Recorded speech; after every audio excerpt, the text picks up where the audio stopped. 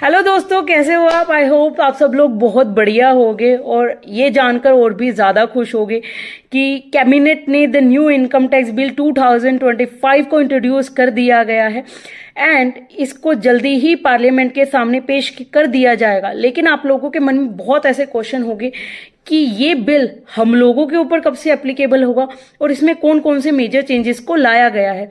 तो आज इस वीडियो में हम इन्हीं बातों के ऊपर चर्चा करेंगे, तो शुरुआत से एंड तक इस वीडियो में जरूर बने रहिएगा। Number 1, the new income tax bill 2025 cabinet में अप्रूव कर दिया है। पार्लियामेंट के सामने इसको जल्दी ही पेश कर दिया जाएगा।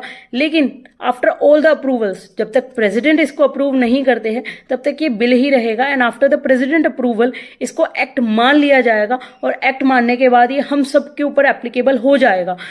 तो अनुमान के हिसाब से मोस्ट प्रोबेबली ये इनकम टैक्स बिल, अभी मैं इसको बिल ही बोलूंगी बिकॉज ये एक्ट नहीं बना है, ये हम लोगों के ऊपर अप्रैल 26 ऑनवर्ड्स इनकम के ऊपर एप्लीकेबल हो जाएगा। तो आप लोग अप्रैल 26 टू मार्च 27 तक जितना भी कमाओगे उसके ऊपर एंड ऑनवर्ड्स ऑल्सो ये इनकम टैक्स बिल 2025 एप्लीकेबल हो जाएगा। नंबर 2, आपने जब भी अपनी रिटर्न भरी होगी तो प्रीवियस ईयर असेसमेंट ईयर जरूर सुना होगा, लेकिन अब इन टर्म्स को सिंप्लीफाइड कर दिया गया। अब कोई प्रीवियस ईयर नहीं है, कोई असेसमेंट ईयर नहीं है, अब सिर्फ टैक्स ईयर है। तो 26-27 में आप जो भी कमाओगे उसे 26-27 प्रीवियस ईयर और 27-28 असेसमेंट ईयर ना बोल के सिर्फ 26-27 मतलब 26 टू 27 टैक्स ईयर बोला जाएगा। तो it's a major reform because normal लोगों को बहुत बार ये टर्म समझ में नहीं आती थी। नंबर 3, फाइनेंशियल ईयर की डेफिनेशन को सेम रखा गया है। हमारा फाइनेंशियल ईयर 1 अप्रैल से 31 मार्च तक ही रहेगा।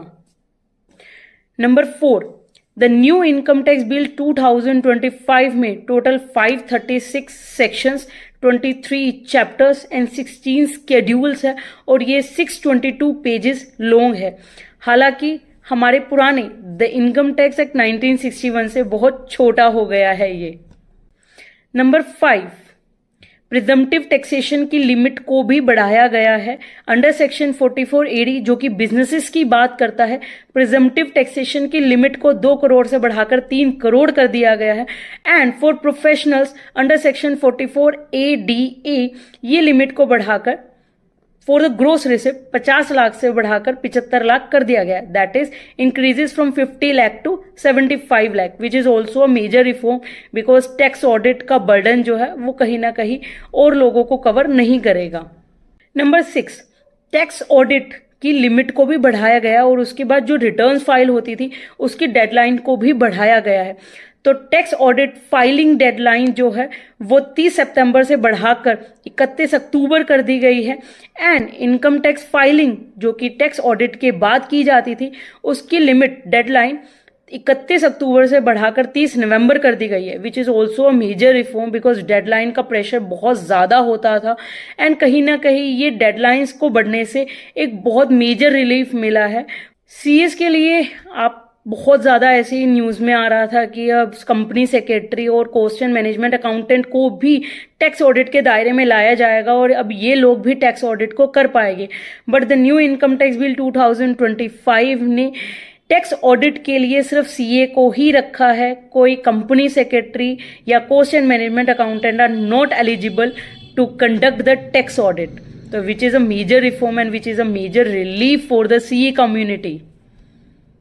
हमारे मोदी जी शुरुआत से ही डिजिटल पेमेंट को हमेशा से ही बढ़ावा देते आए हैं और इसी बढ़ावे को ध्यान में रखते हुए उन्होंने जो भी लोग बिजनेस करते हैं, ऑनलाइन बिजनेस करते हैं, डिजिटल ट्रांजैक्शंस करते हैं, उनकी टैक्स ऑडिट की लिमिट जो है वो 10 करोड़ तक कर दी गई है। अब 10 करोड़ तक जिसकी भी टर्नओवर होगी उन्हें टैक्स ऑडिट करवाने की कोई जरूरत नहीं होगी। तो ये कुछ मेजर रिलीफ थे जो कि हमारी सरकार लेके आई है, कैबिनेट में अप्रूव हो चुका है और हम आशा करते हैं कि जल्दी ही इसको पार्लियामेंट और हमारे प्रेसिडेंट भी अप्रूव कर दे और हम लोगों के ऊपर जल्दी से ये एप्लीकेबल हो जाए बिकॉज इसके अंदर बहुत सारे मेजर रिफॉर्म्स किए गए हैं। तो कहीं ना कहीं एक माइलस्टोन कवर किया है। तो आई होप कि जल्दी ही इसको पास किया जाएगा।